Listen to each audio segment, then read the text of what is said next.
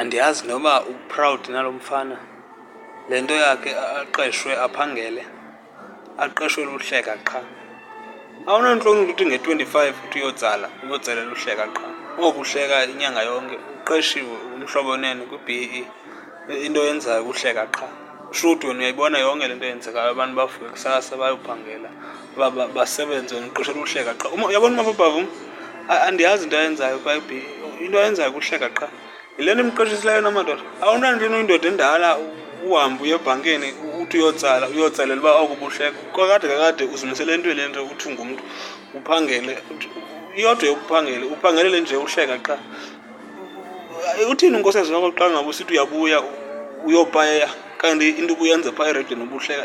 Uyabona uMapapavuma, u-S_A_B_C andiyazi le nto ye-bankruptcy kangako. U-S_A_B_C ireyidiyo yokuqala eqesha umntu ngenxa yohleka, upromote umntu abe neshow enkulu, uyahleka qha into ayenzayo. Uyayibona yonke le nto yenziwayo, abanye bayasebenza yena uyahleka qha.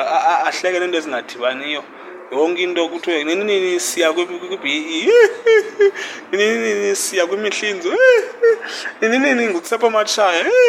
Wena uyahleka nje into yenzayo qha phaa ereyidweni. Hayi mntana wam, awukho serious, awukho serious nobomi, serious.